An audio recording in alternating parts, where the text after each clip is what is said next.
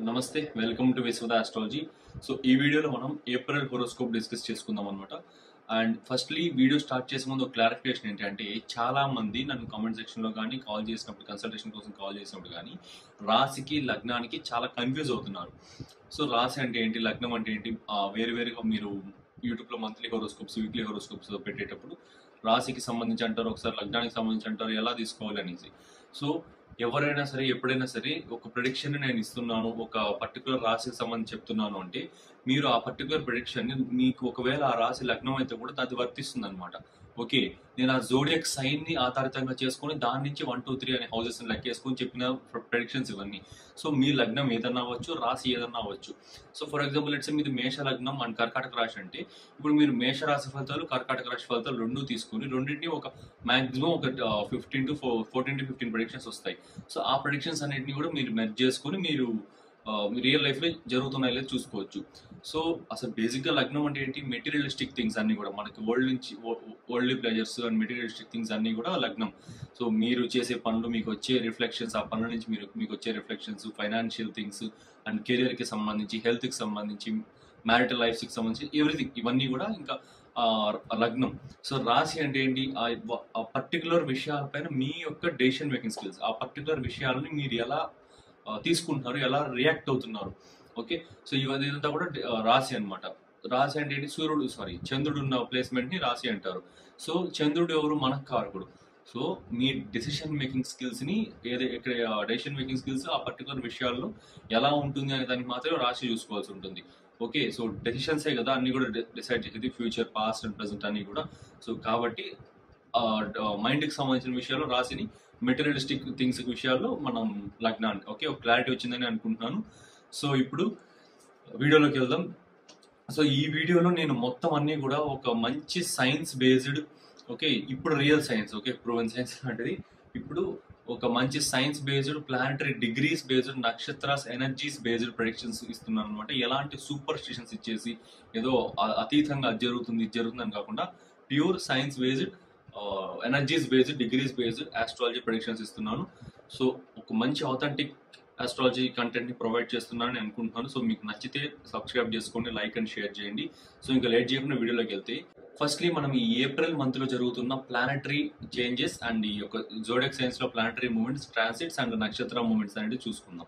Okay, first గా April 3 కుజుడు కర్కాటక రాశిలోకి మూవ్ అవుతున్నాడు. అంటే ఒక 2 days లో కుజుడు కర్కాటక రాశిలోకి మూవ్ అవుతున్నాడు. అండ్ April 13 బుధుడు శుక్రుడు డైరెక్ట్ అవుతున్నారు అనమాట. ప్రజెంట్ బుధుడు శుక్రుడు మీన రాశిలో వక్రించున్నారు. ఓకే, రాహుతోను, శనితోను, సూర్యుడితోను కలిసి వక్రించున్నారు. సో ఇప్పుడు ఆ బుధుడు శుక్రుడు ఇద్దరు కూడా డైరెక్ట్ అవబోతున్నారు April 13. నెక్స్ట్ April 14 సూర్యుడు తన యొక్క ఎగ్జాల్టేషన్ సైన్, తన యొక్క ఉచ్చస్థానమైన మేషరాశిలోకి వెళ్ళబోతున్నాడు. నెక్స్ట్ April 10 గురుడు మృగశిర నక్షత్రంలోకి ఎంటర్ అవుతాడు. సో ఇవి ఈ ఏప్రిల్ మంత్ లో మేజర్ ట్రాన్సిట్స్ అన్నమాట, ప్లానటరీ ట్రాన్సిట్స్. వీటికి మించి ఇంకా అంతగా ఏం లేవన్నమాట. ఓకే, సో చంద్రుడు మనకు తెలిసిన 2.5 days ఒక జోడియాక్ సైన్ కవర్ చేస్తూ మూవ్ అవుతూనే ఉంటాడు. సో అది పట్టించుకోవాల్సిన అవసరం లేదు.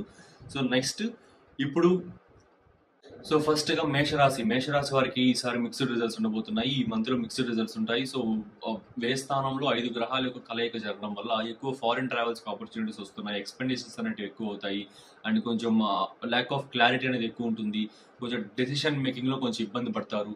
ఓకే, అండ్ నెక్స్ట్ కెరియర్ కి సంబంధించిన విషయాలు తీసుకుంటే, కెరియర్ లో కొంచెం ప్రాబ్లం అయితే కనిపిస్తా ఉందన్నమాట. కొంచెం ట్రావెలింగ్ అనేది ఎక్కువ జరిగే అవకాశాలు ఉన్నాయి. కెరియర్ కి రిలేటెడ్ వర్క్స్ లో కొంచెం ట్రావెలింగ్ అనేది ఎక్కువ జరగచ్చు. And at the same time మీకు ఇక్కడ ఈ లాభాధిపతి అయిన శని కూడా వ్యయస్థానానికి వస్తున్నాడు కాబట్టి కొంచెం ఫ్రెండ్ సర్కిల్ నుంచి గెయిన్స్ కానీ, సోషల్ నెట్వర్క్స్ నుంచి గెయిన్స్ కానీ కూడా కొంచెం తగ్గచ్చు అనమాట.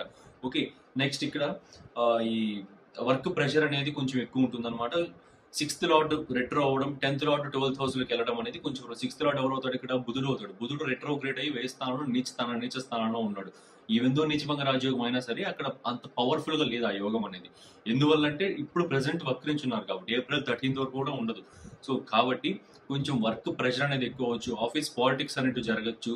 సో టైం అనేది April 13 వరకు కొంచెం జాగ్రత్తగా ఉండండి. మీ అగ్రెషన్స్ ని కంట్రోల్ చేసుకోండి. మీ లగ్నాధిపతి కుజుడు 3rd house లో ఉన్నాడు. ఆబ్వియస్లీ కొంచెం కోపం అనేది ఎక్కువ రావడం, అగ్రెసివ్ గా ఫీల్ అవ్వడం, ఎదిరించాలనే ఒక మనస్తత్వం అన్ని జరుగుతుంది.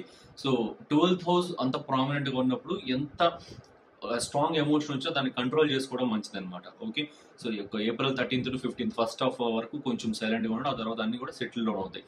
నెక్స్ట్ ఇంకా హెల్త్ విషయానికి తీసుకుంటే ఇక్కడ కొంచెం ఈ నర్వస్ సిస్టమ్ కి సంబంధించి, మౌత్ అల్సర్స్ కి సంబంధించి, స్టమక్ ఇష్యూస్ కి సంబంధించి, డైజెషన్ కి సంబంధించి వచ్చే అవకాశాలు ఉన్నాయి.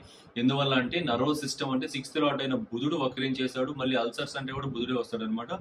సో అల్సర్స్, మౌత్ అల్సర్స్ కి సంబంధించి, స్టమక్ అల్సర్స్ కి సంబంధించి కొంచెం అఫెక్ట్ అయ్యే అవకాశాలు ఉన్నాయి. కొంచెం జాగ్రత్త తీసుకోండి. ఓకే, అండ్ లవ్ లైఫ్ విషయానికి తీసుకుంటే పంచమ స్థానాధిపతి అయిన సూర్యుడు వచ్చేసి ఇక్కడ వ్యయ స్థానానికి వస్తున్నాడు. మళ్ళీ ఏప్రిల్ 15th తర్వాత మీకు లగ్నంలోకి వస్తాడు, ఎగ్జాల్ట్ అవుతాడు.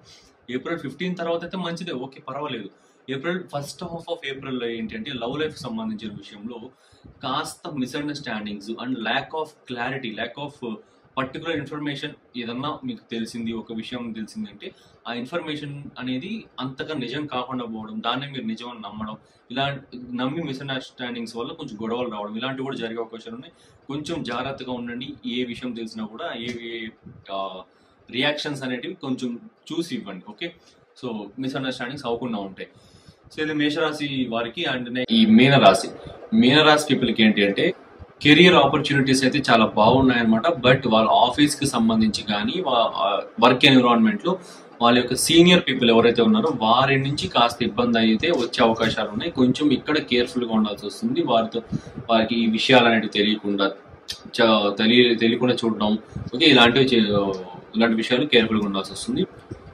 ఫైనాన్షియల్ ట్రబుల్స్ అయితే కొంచెం ఫైనాన్షియల్ ట్రబుల్స్ అయితే వస్తాయి. ద్వితీయాధిపతి నీచబడుతున్నాడు కాబట్టి ఫాదర్ హెల్త్ అనేది కూడా డిస్టర్బ్ అవుతుంది అనమాట. నవమస్థానాధిపతి కూడా అవుతున్నాడు కాబట్టి కొంచెం ట్రావెలింగ్ విషయంలో అంటే ఒక పర్పస్ పైన చేసే ట్రావెల్స్ అనేటివి ఇబ్బంది అవ్వచ్చు. ఓకే, ఎందుకంటే 9th హౌస్ లార్డ్ డెవరిటేషన్ లోకి వెళ్తున్నాడు కాబట్టి అన్ఎక్స్పెక్టెడ్ గెయిన్స్ ఉంటాయి అండ్ ఇవన్నీ కూడా బాగానే ఉంటాయి. బట్ ఎక్కడ చాలా ఇబ్బందిగా ఉంది అంటే మెటీరియలిస్టిక్ గా ఈ ప్రాపర్టీస్ ని బై చేయడంలో, ల్యాండ్స్ ని బై చేయడంలో, సెల్ చేయడంలో, ఓకే, ఇలాంటివి అండ్ మెషినరీ ఐటమ్స్ బై చేయడంలో, సర్జరీస్ అనేటివి చేయించుకోవడంలో, ఇలాంటివంతా కూడా కొంచెం ఇబ్బందిగా ఉంది. ఏప్రిల్ 15th వరకు ఇవి ఏవి కూడా టచ్ చేయకండి. ఓకే, కుజుడు నీచ స్థానంలో ఉన్నాడు, సో ఇవి ఏవి కూడా టచ్ చేయకండి. అట్లీస్ట్ ఏప్రిల్ 15th తర్వాత ఎందుకంటున్నా అంటే బుధుడు శుక్రుడు డైరెక్ట్ అవుతారు కాబట్టి, సూర్యుడు ఎగ్జాల్ట్ అవుతాడు కాబట్టి కాస్త బెటర్ ఉంటుంది అందువల్ల అనమాట. హెల్త్ కి సంబంధించి డయాబెటీస్ అనేది అండ్ బీపీ ఫ్లక్చుయేషన్స్ అయితే ఎక్కువ, డయాబెటీస్ కి సంబంధించి ఇబ్బందులు ఉన్నాయి. డైజెషన్ కి సంబంధించిన ఇబ్బందులు అండ్ అప్పర్ అబ్డామిన్ కి సంబంధించిన ఇబ్బందులు. ఓకే, సింహరాశి అవుతుంది కాబట్టి 6th హౌస్, అప్పర్ అబ్డామిన్ కి సంబంధించిన ఇబ్బందులు అనేవి కూడా కొంచెం ఉన్నాయన్నమాట.